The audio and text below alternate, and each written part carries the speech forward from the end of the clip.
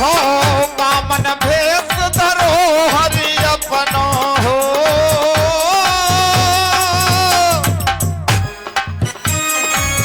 बामन भेष धरो हरि अपनो मन में रहे हर साई देवता देवता देवता भूल रहे बरसाई देवता भूल रहे बरसाई देवता।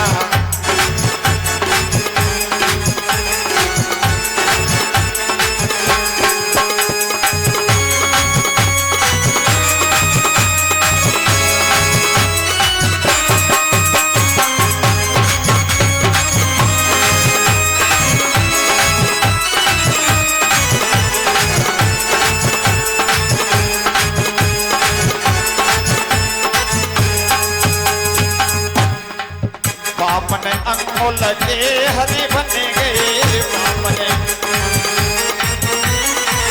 बामन अंगोल के हरि बन गए। फल को छलन बिहारी चले रहे फल को छलन बिहारी चले रहे। ऐसे विपन बिहारी बन गए शोभा कहीं न जाई देवता देवता देवता भूल रहे बरसाई देवता भूल रहे बरसाई देवता।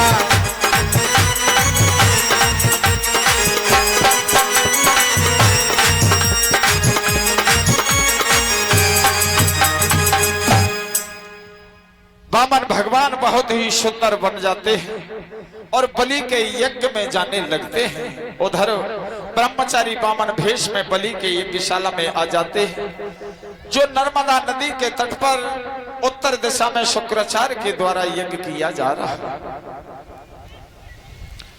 भृगु आदि उनको देखकर खड़े हो जाते हैं। सबने उनका स्वागत किया है, उनकी पूजा की। बलि ने भी चरणामृत लिया और कहने लगा कि हे बटुक जी मेरे लिए क्या आज्ञा है, मुझे आज्ञा दें, मैं आपकी किस प्रकार सेवा करूं। कहने लगे कि बड़ी प्रसन्नता होगी कि तुम्हारी दान वीरता की प्रशंसा सुनकर के मैं तुम्हारे दरवाजे पर आया हूं राजन। मुझे सिर्फ 3 पग पृथ्वी चाहिए। भक्तों, यहां पर प्रश्न पैदा करते हैं लोग कि 3.5 कदम पृथ्वी मांगी, लेकिन नहीं, भागवत जी में तो सिर्फ 3 कदम पृथ्वी है। लेकिन बाबा विनीत की जो भागवत है, नए कवि हुए हैं, उन्होंने अपनी भागवत जी में विनीत वाली में 3.5 कदम लिख दिया है। लेकिन भागवत जी में भी 3 कदम है, जो कृष्ण गर्ग संहिता है उसमें भी 3 कदम ही मिली है कि मुझे 3 कदम पृथ्वी चाहिए राजन। बलि हंसने लगा कि 3 कदम पृथ्वी मुझसे मांग रहे हो। हंसने भी लगा और अहंकार भी जागृत हो गया। कैसा अहंकार?